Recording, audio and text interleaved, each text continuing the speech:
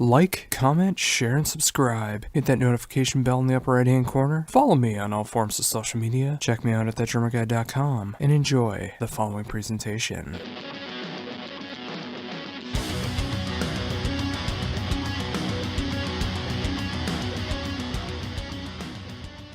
Hello? Hey, how's it going? It's going good. How are you, Josh? I'm doing great. Thank you very much for taking time to do this interview. No problem. Oh, awesome. Well, of course, we're here to talk about everything that's going on in the world of Flotsam and Jetsam right now. I mean, it seems like it's been an incredible year, or a couple years now, since you've joined Flotsam and Jetsam, being able to do some amazing touring around the world, and of course, the brand new album, The End of Chaos, coming out back in mid-January. I mean, it's got to be an awesome time to be in Flotsam and Jetsam right now. I think so. I mean, it seems like we're hitting a stride, and it seems like there's, kind of an energy and excitement around the band that's sort of renewed. And so, yeah, everything seems to be going really well. And we just got done with a great tour of Europe. That was one of the best ones we've done. And so, yeah, everything's rolling right along. Yeah, and that's great to hear that too. I mean, I can definitely hear it throughout the album. Just the fire, intensity, the melodicness, everything that I love about Flotsam and Jetsam is showing off in this new album. And being able to see your touches with how you're able to play and adapt to Flotsam and Jetsam, it just feels like the perfect chemistry musically. Oh, thanks. Yeah, we really had a great time working on the record, and I think that kind of shows in the album too. I mean, it was very easy. I've worked on a lot of records because obviously I've been in a lot of different bands, but sometimes you're doing a record and it's not the easiest thing in the world, and it's kind of like pulling teeth, and it's you're maybe getting the end result you want, but it's not necessarily the easiest thing to get there easy. I mean, everything just fell into place. There were great songs. Everybody made their contributions, and I think we made. I think, in my opinion, I've been a Flotsam fan for years and years, but I do think this is one of the best Flotsam albums, and I'm probably a little biased in that, but it sure seems like it. Well, and I definitely feel the same way. I mean, I love this album from start to finish, and it does have everything I love about Flotsam. And like I said, you being able to have that chemistry with the band, being able to have it go so natural and so fresh, being able to go into it and just feeling like it was an easy recording process. I mean, that's great to hear because it can get challenging sometimes.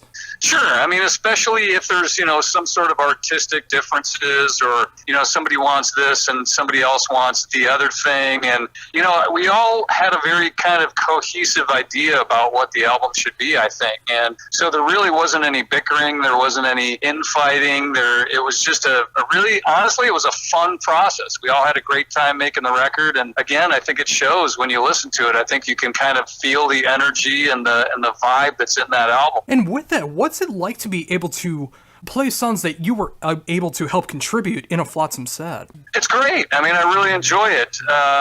It definitely makes it more, I don't know how to say it, I guess just a little more personal when it's parts that you've written. I mean, certainly, I have great respect for all the previous drummers in the band, and especially, Kelly, who started out. I go back and listen to what they were doing in 1980, I think it was like 83 or 84, and you just go, for that time period, I don't think anybody, to my knowledge, was doing what they were doing back then. So just to be part of that legacy and part of that heritage, it's been a great thing. Oh, absolutely, and it's great to hear that too. And again, it's so cool to see the way that you guys are able to adapt to all these different situations, even live too. I mean, whether it's opening for Hammerfall last year or being able to headlining shows coming up later this year. I mean, it's great to see that. I know whether it's an opening set or a full headlining set that you guys are bringing it and giving it your all.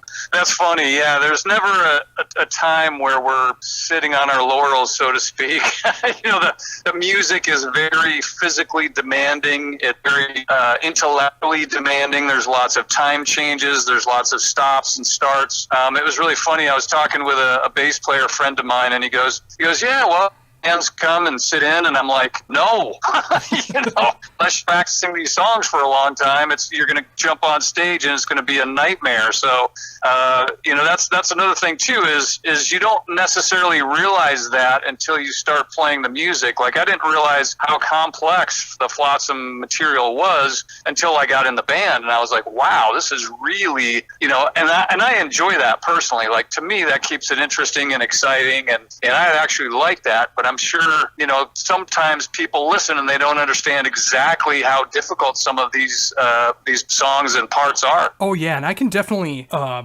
I can relate to that as well. Back about a decade ago, I was starting up a cover band, and we were doing a few Flotsam songs from Quattro, and we were learning like Swatting at Flies and Natural Enemies, and it's like, oh, it's just like some more thrash songs, more groove songs, I should be just fine. And then when you actually listen to it, there's some very intricate parts going on in those songs and throughout the Flotsam catalog that you really don't acknowledge unless you really pay attention and appreciate what's going on. Sure. And I would say, even now go and try and play something off, No Place for Disgrace, or for the one previous to the last one, or this album, and then you really get an idea of like, wow, like you really have to be on your game. So that's why when you said, hey, I know you guys are always going to bring it, because we don't have a choice. If you're going to play, you're going to have to be on your A game all the time. So it's really funny. We even talk about it as a band, because we've all been in plenty of bands, and I remember bands where we wouldn't even need to rehearse, and we would go on tour, and you could play your first show and everything would be fine. Flotsam is not like that. Like, if you aren't playing these songs for a few weeks, you need to get back in there and start practicing, and just to keep them current, and just make sure the muscle memory is there and you're remembering all the parts. And it's really kind of like algebra or calculus, something that's mentally challenging as well as physically challenging. So with that in mind, I mean, obviously you've been a part of some amazing bands. I mean, whether it's filling in live shows, being a part of the actual bands, and then now being with Flotsam, how long did it take for you to learn the back catalog and start to feel comfortable with it? Well, I think to start to feel really comfortable with it, it's interesting. We did Wacken, which I think that was our 5th show that we ever played together, and there's no pressure there. That's just the largest rock festival in the world. So, but we did that, and it was televised. And honestly, I felt pretty comfortable there, with the exception of I kind of wasn't able to throw in as much showy kind of playing as I normally would, just because I had to make sure that everything was solid and everything was correct. But I would say around the 5th, 6th, 7th show, I really kind of started feeling like, okay, I'm getting this really fairly solidly. And in other words, like where you weren't nervous about not playing something correctly, I guess. But that being said, I will also say that any given night, there's going to be some mistakes from everybody. It's like there's going to be a point in the show where everybody makes a mistake, whether it's AK or Mike or Steve or Michael or me. And the interesting thing is being the drummer, since this is really kind of a drumming interview here. I mean, it's kind of interesting when you're the drummer and the singer. I don't think you can get away with mistakes and people not notice. I think you can be a guitar player and a bass player, and you can make a mistake here or there, and I don't think really anybody's going to catch it. But if you screw up on the drums or you mess up, a lead vocal line, the people are definitely going to notice that. So, again, no pressure, right? Oh, yeah. I mean, like, if something happens where it's like you drop a stick or a stick goes in between cymbals and catches into between the toms or something like that, and it just throws off your flow, like it can almost prevent the show from being able to feel good again as a drummer. But, it's just like when you've done it so many times, you're able to recover from those mistakes, just let them go by and be able to continue on. And that's pretty much what we do. If somebody makes a mistake in Flotsam, we're on stage and, somebody hears it, they'll turn over and or just kind of look over and snicker and just go, we kind of laugh at each other, like, yeah, you missed that one or whatever. We know there's so much stuff going on. And that's what, when people talked about the new album, they said, well, what is the new album like? And I said, well, it's kind of like getting in your car and putting the gas pedal down to like the floor and then driving like that all over the place. Like the whole album is like the pedal to the floor the entire time. All 5 guys are doing just crazy stuff the entire time. And somehow it all still works musically, which is amazing to me. So, that was kind of a magical thing, getting back a little bit to that record. Part of the magic about it too was just the fact that we all put in so many parts and so much is going on musically, and yet it still all works together. So part of the chemistry, I guess. Oh, absolutely. So with that in mind, obviously with this being the first album that you were able to do with Flotsam, and you were really able to show off your skills just like everybody else with Flotsam, what was that like for you to be able to come up with the fills and the patterns and everything that was going into this album? Well, honestly, it was great because, a lot of the drumming that I've done in my past, came at a time when producers were telling you to keep it simple and take fills out and don't get too complicated and don't do this, don't do that, and be simple and, all this stuff. That maybe worked in that time period. And so for once to do a record where nobody was looking over your shoulder going like, really, you're going to play that? That's a little too much. Or, or saying, hey, could you tone it back? Like nobody said that, everybody was like, hey, let it rip, like play some great stuff. And so it was again, fun. I mean, it was really kind of like, getting let loose in the candy store and just, eating as much as you wanted. It was a lot of fun because I'd never have done an album like that where, there wasn't somebody in the background kind of going, well, maybe we have to keep it simple for radio, or this is going to be a single for blah, blah, blah. And so, we want it to sound like this, or we want it to sound like that. It was just having fun, creating some great art, and just leaving it at that, and then letting the audience decide on the album. So, and so far, the reviews and everything have been incredible, and a lot of people are saying it's, if it's not the best album ever, it's certainly one of the best that Flotsam has put out. And, so it's actually exciting and, kind of humbling, the fact that you kind of go like, wow, we had fun, we enjoyed ourselves, and we made some art that people are appreciating. Oh, it's so true, too. And, when the first song started coming out for the album, too, and, just hearing that relentlessness that was going on throughout the songs, and then knowing that the entire album was just going to have that pure aggression that Flotsam was known for. I mean, it was just great to see, all 5 of you having so much fun with it, because you can hear it throughout the album, and I know with the live shows, it's got to be feeling that way, too. And, just knowing that you were able to create an album where you're able to have that much fun, that much expression and creativity, and have people enjoy it and want to be able to hear it live as well, too. I can only imagine how great that feels.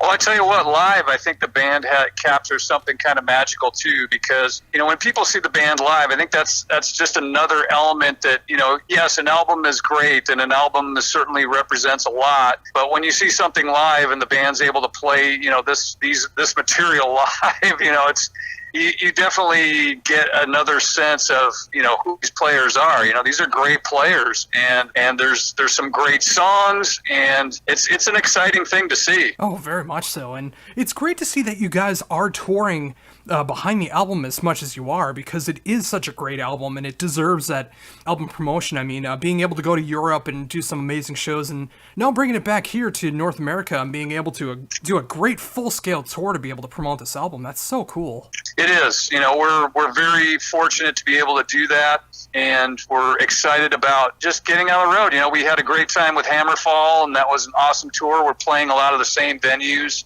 and we really feel like, we're hoping that we see a lot of fans from Hammerfall out at these shows. Yeah, and speaking of that as well, I mean, obviously being able to adapt to opening for a band like Hammerfall, who is different, but it contrasts so well together in that live setting. What's that like for you to be able to tour with bands that don't sound like Flotsam?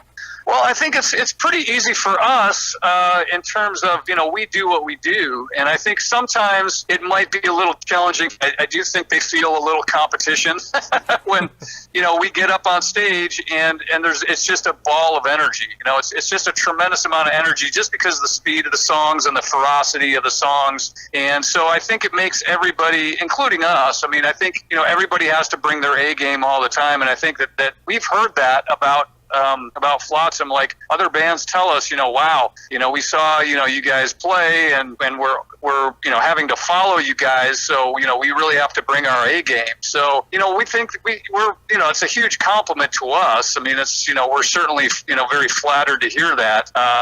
And at the same time, you just kind of go like, well, you do always want to bring your best. And if we bring that out in other bands, then, hey, isn't that great too? Like in other words, if we're touring with somebody and they're looking at us going, hey, these guys aren't messing around, we better play well. That just makes it a better show for everybody. I couldn't agree more. So thinking about that as well, obviously, again, with as many artists and musicians that you've been able to play with, record with, jam with, and being able to adapt to different drum setups over the years, what's it feel like playing the setup that you do for Flotsam? As far as the drum setup? Yeah. It's really pretty similar. I'm actually using a lot of, I guess I'm using a little bit less than I've used in the past, mostly just because of just some logistics. It's just easier to, for the crew to get in and out and that kind of thing. But as far as the kit itself, it's very similar to what I've used in the past. I might have had like a few more toms and that kind of thing. But really, the kit itself hasn't really changed dramatically from really when I was if I want to get down to it, from when I was a kid. so I've always played a very similar setup, and you can go back and look at photos with me with Alice Cooper, or you could look at House of Lords, and you could look at Flotsam, and you're going to see a lot of the placement is going to be very, very similar. There might be a few less toms these days, but the placement is of the equipment that's there is very similar. Oh, and that's so great to see that, too. Once you do find that, logistically, the kind of setup that really does work for you with the cymbal placements, the drum placements, everything like that, being able to play so many different styles of rock and metal and whatever the case is, when you're able to find that setup and you're able to try all of these different musical variations, it's so great when you're able to find that.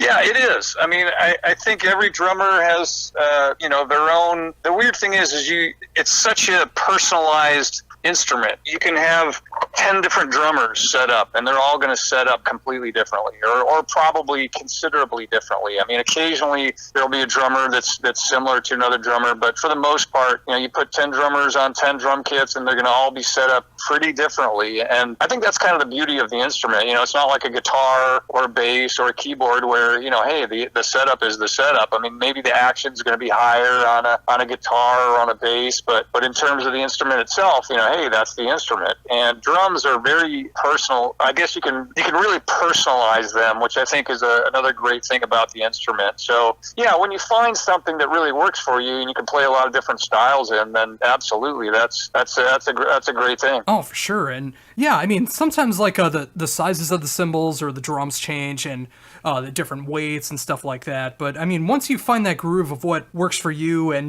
being able to adapt to situations, like you said, that logistically you get rid of a few drums for the toms to be able to adapt to situations like that. But the fact that you are able to add and subtract like that, it's very important for a drummer to be able to adapt to those situations. I think so, and I'm comfortable with playing on kits that are as small as like I started out playing jazz and fusion, so I used to play on snare, one rack tom, a floor tom, kick drum, and 2 crash cymbals, a ride cymbal, maybe a splash, and a hi-hat. So I'm used to playing, I feel like I could play just about any kit. I've had monster kits that have, 6, 8, 10, 12, 13, 14, 15, 16, and 18 toms. I've played, monster kits like that. So I've really played a lot of different setups. And, personally, I tend to like larger drum sets just because it gives you more sound sources and gives you more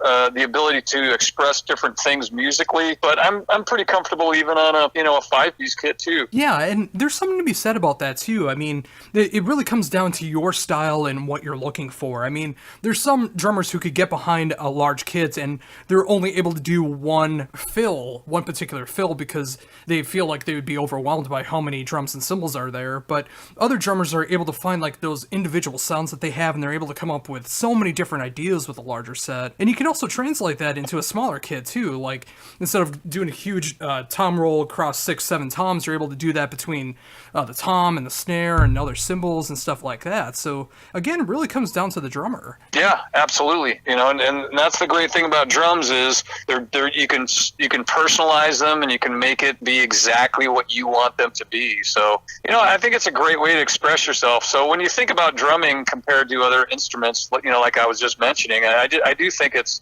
something, it's a very unique instrument. It's a very physical instrument. It's a very physically demanding instrument. I think you can get we even talk about it in Flotsam, like sometimes, the guys will have a beer or two before going on stage. Like, there's no way I could do that. Like, I can't have anything to drink. It's basically, when I'm on tour, it's like no sugar, no caffeine, no alcohol, because these things are so physically demanding that you have to be in peak shape to be able to play them. Oh yeah, I can only imagine. I mean, especially when you're doing a headlining set and you got those stage lights on you and you're playing with the intensity that Flotsam calls for. I mean, you have to be on your A game physically and mentally, and making sure everything is as perfect as it can possibly be to be able to replicate what you want to play live. Well, a funny story is when I first joined Flotsam, I was wearing, like, a lot of times I'd wear jeans to play. And so we played this one venue in San Diego. I won't mention it, but the air conditioning, I don't think, was working, or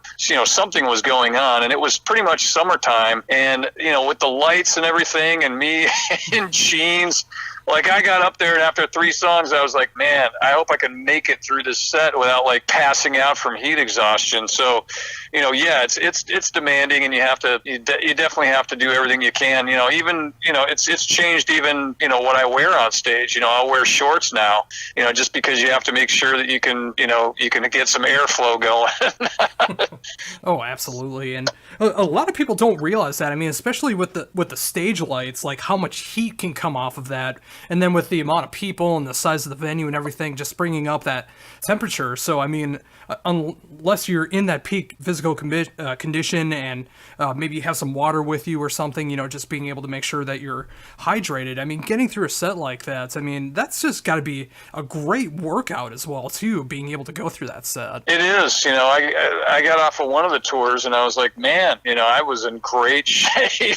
I was physically just felt very strong, like your body just felt, it was like you just went through a workout. You were working out pretty much every day. So, because when we tour, we tour, pretty, in the old days, you'd play like a couple shows and you'd have a day off, and maybe you'd play 3 shows and then have a day off. With Flotsam, I think our last tour with Hammerfall, I think we did 40 shows in 43 days, something like that. So it was just a massive amount of shows, and I think the tour we have coming up is a lot of shows in a very short amount of time as well. Oh, absolutely. And again, it comes down to that physical conditioning, especially when it comes to drumming and stuff like that. But it says a lot for what you're capable of. I mean, being able to join a band like Flotsam, being able to learn the back catalog, being able to have that creative input to create some of what I feel is some of the best drumming on a Flotsam album with the latest album, and being able to translate that live with minimal days off and different kinds of venues, maybe not being able to sleep on tour for different reasons, and all the things that go into touring life. I mean, the fact that you guys are able to do that is just incredible. Well, thanks for the kind words, and we certainly do our best. We kind of feel like fans are when somebody values your art enough to spend their time and money to go listen to what you're doing, we have tremendous respect for that, and we're going to always do our best to do our best and really bring, an excellent performance every time we can. And, and honestly, this is a band that, I look at a singer like AK, and, he's not singing easy songs. I think his position is another position that's very difficult. And, I've talked to him about it, like when we did 40 shows in 43 days, and he was singing, the songs that he was singing with all these high parts and screams and all this stuff. And just to get through that and be doing that at a high level the entire tour you're right. It's kind of amazing. You look around, you go like, wow, these guys are pros, and the guys in Flotsam are definitely pros. Oh, absolutely. So, while I'm thinking about it as well, obviously with being able to record the latest album and being able to tour behind it live, obviously the setup is very similar than with what you've been used to over the years, but have you changed anything at all as far as like the kinds of cymbals or like the snare that you use between recording for Flotsam and live? Between live and recording, not really. I mean, I am using Sabian cymbals now, and I'm really a big fan of them. They do seem to me to be, I'm trying to describe the difference, just more musically pleasing, I guess. Like a lot of times cymbals, when you think about it, you're hitting a piece of metal with a piece of wood. So how warm can that, like somebody goes, oh, well, I like warm cymbals. I'm like, warm cymbals, you're hitting, metal with a drumstick. How warm can that be? And it is interesting. Like in the Sabian line, I do feel like the cymbals are a little warmer, and they have the crispness, but they're also in kind of like a pleasing range. Like you hit them, and some cymbals, I'm sure you know because you're a drummer. Sometimes you hit cymbals and you go like, oh my gosh, it's like really not a pleasurable. It's like it hurts your ears kind of. And the Sabian line seems very musical to me, and so I'm really happy with what they have. I'm very happy. I'm using Pearl again. I'm using a Pearl reference kit, which is their top of the line recording series, and that's what I'm using live as well. And great drums, great cymbals. I'm using Aquarian drum heads, Vader drumsticks, and I also have this great little company out of California called Stick Grips, and they make these grips that you can adhere to your sticks with like a heat shrink gun, and it kind of gives you a little bit extra grip without tearing up your hands as well. It's not like using that tape. It's very easy on your hands, and so that's the kind of gear that I'm using live, and it's the same stuff that I'm using in the studio. Yeah, and again, it's so great when you are able to find those brands, those series, those particular instruments that you're able to replicate the sounds that you want to have. And yeah, it's great to see how similar it is to what I have as well. I'm such a huge fan of Sabian cymbals. I have been a Pearl drummer since the very beginning. My very first kit was a Pearl, and I still have that Pearl kit, and I play it all the time.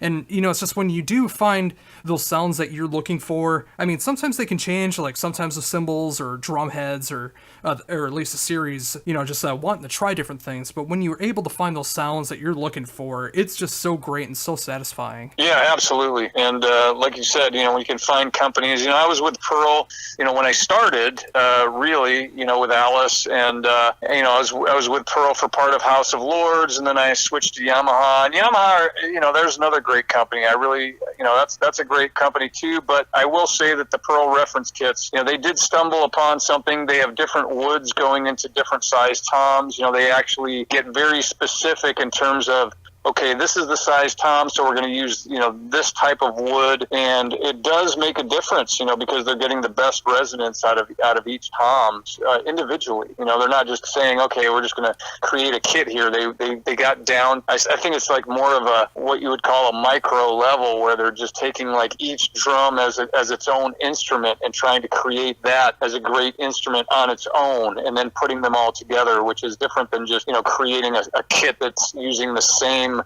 processes, the same woods, throughout the entire kit. It's just a different thing. Oh, very much so. And again, that just goes into it with finding your sound, and absolutely, with the Pearl reference, the fact that they do put so much detail into making sure that they're gonna have the right sounds for you, and you were gonna be happy with those sounds. And again, when I keep listening, especially to the new Flotsam album, and being able to hear the drum tones that are coming off of there, the cymbals clashing so well together with the drums, and just with the intensity that you're able to play with it, I mean, it just sounds so pleasing to the ears with the sound that comes off that album. Well, awesome. I'm really glad you enjoy it, and thanks so much for the kind words. We really put a lot of work into that, and it's great to hear.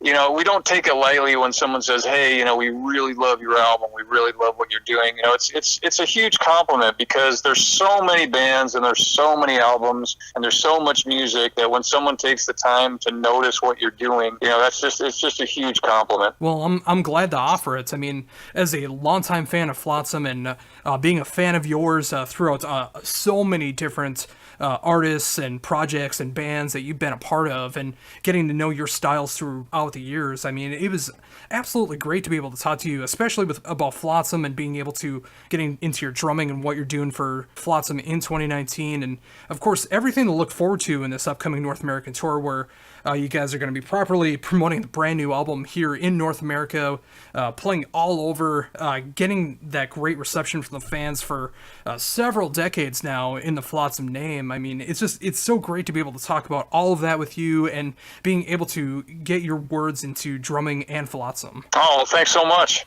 I appreciate that, Josh. Oh, not a problem. So, before we wrap things up, is there anything else you'd like to mention that I hadn't brought up yet?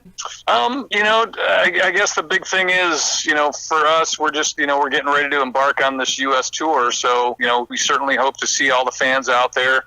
This is going to be our first headlining tour in, I think, over 2 years. So we're excited, and honestly a little nervous. You just want everything to go well, and you want people to, be there and enjoy it. And so, that would be the one thing I'd say is, hey, if you're a Flotsam fan, definitely come out and check out The End of Chaos. And actually, that's the other thing I was going to say is The End of Chaos, when we titled the album that, I joked around. I said, well, it's kind of false advertising. It's really more the beginning of chaos. But anyway, it's just a joke, inside joke I have with the band. I was like, man, we're gonna get a suit for false advertising with that, but because it really is kind of, then you put the album on, you're like, hey, this is completely chaotic. So. Yeah, and before we wrap things up, it's just like I need to mention it again how much I truly do love this album, and I'm just hearing this fire within the band that I love so much, and just being able to hear that chaos and intensity and amazing songwriting that's going into this album. I cannot wait to see what's going to be happening with Flotsam in the future, being able to see you guys live and just continuing that great name, especially when you guys are at this high level now. I just know it's going to continue. Well, thanks so much, Josh, and it's been awesome meeting you over the phone and talking with you, and thanks so much for having us on the show.